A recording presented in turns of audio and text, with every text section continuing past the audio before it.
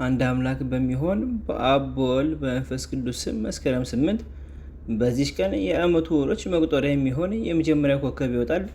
ይኸውም መናዝል የሚባለው የ12 ወር ኮከቦች ከእልል ሐመል እስከ ሁት ያሉ መገብት አውራ አሉ። ምግብናቸውን ፈጽመው በዚች ቀን እንደገና አንድ ብሎ የሚጀምሩበት ነው። በዚችም ቀን የባራክሊው ልጅ ካህንና ነቢይ የሆነ የከበረ ዘካርያስ በንጉሥ ሄሮድስ እጅ በሰማዕትነት አረፈ።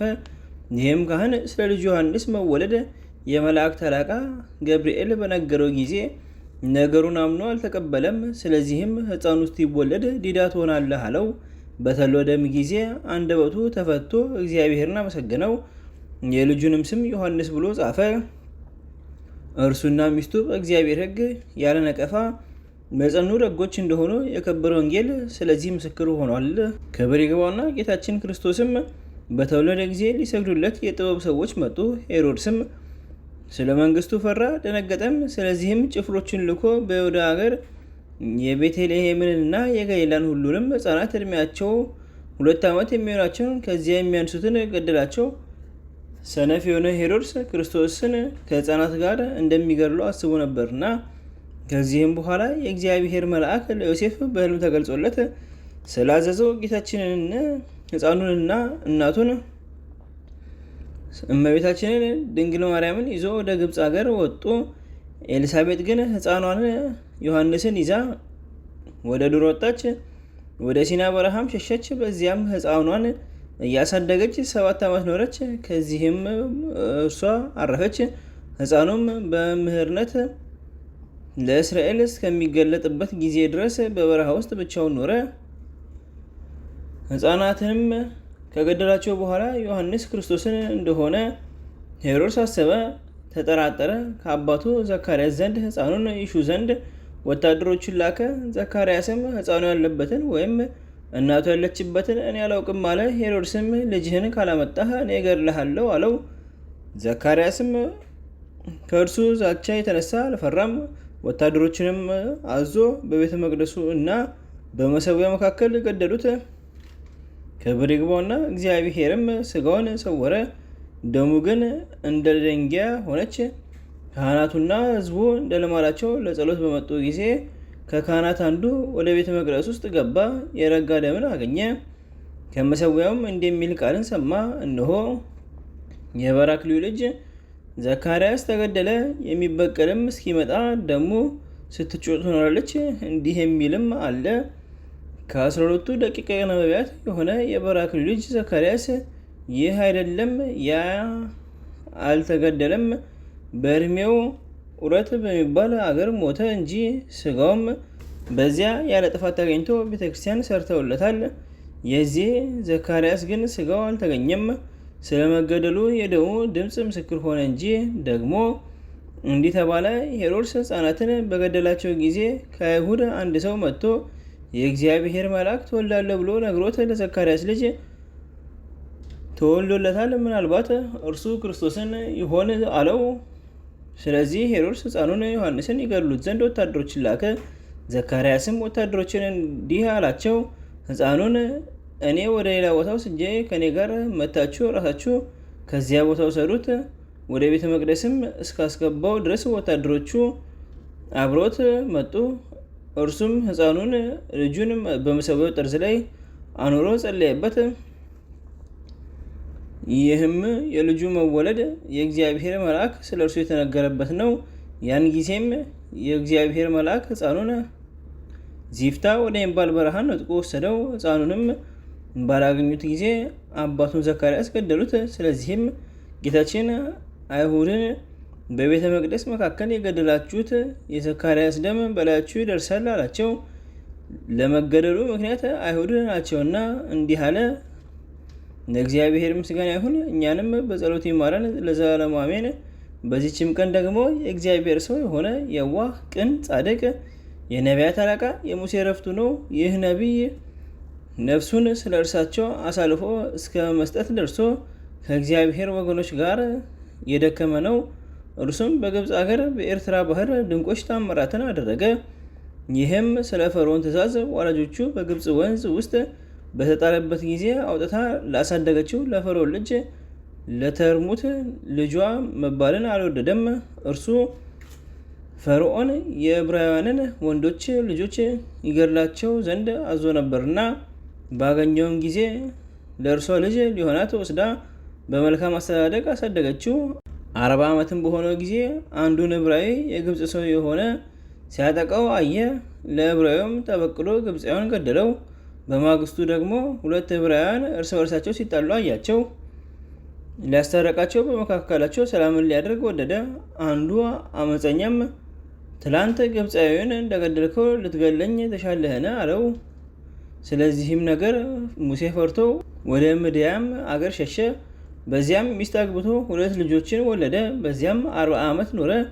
በጳጦስ ቁጥቋጦ ውስጥም እሳት እየነደደ ራእይን አየ።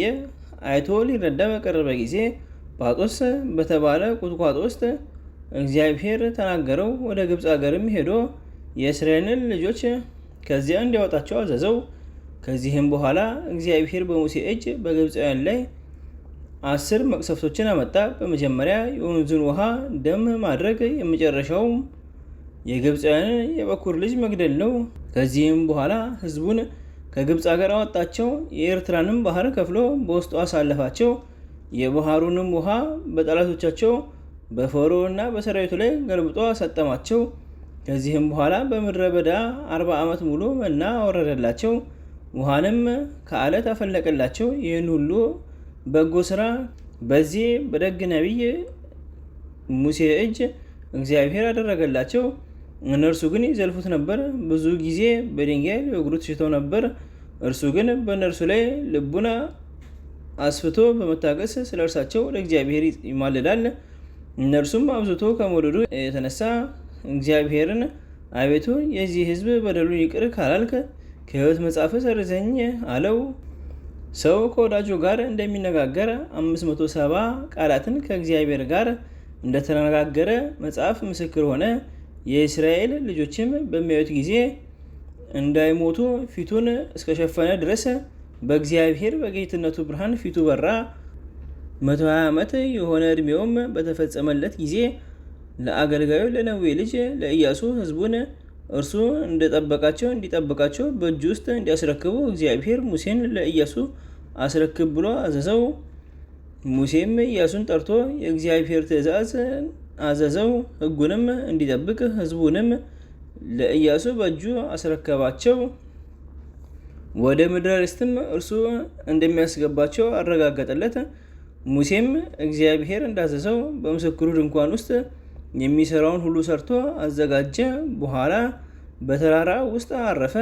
በዚያም በመላእክት እጅ በስውር ተቀበረ።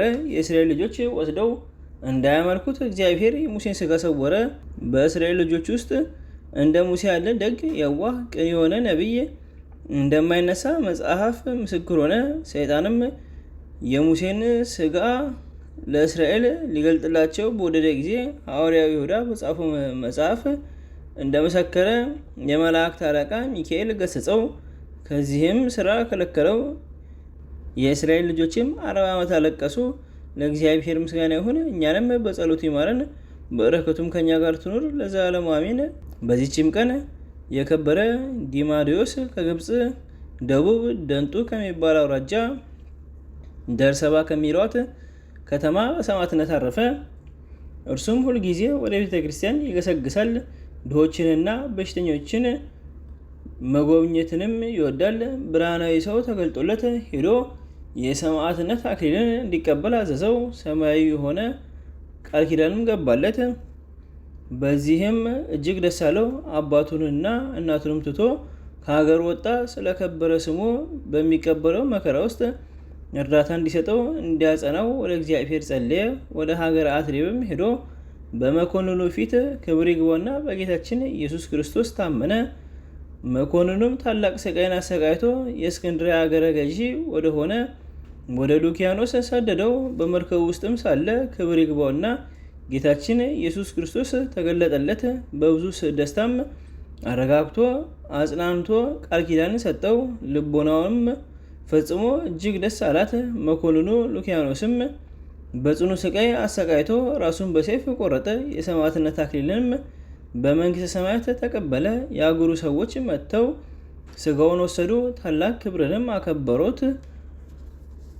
ከስጋውም ታላላቅ የሆኑ ድንቆችና ተአምራቶች ተገለጡ። ለእግዚአብሔር ምስጋና ይሁን፣ እኛንም በዚህ ሰማዕት ጸሎት ይማረን፣ በረከቱም ከእኛ ጋር ትኑር ለዘላለሙ አሜን።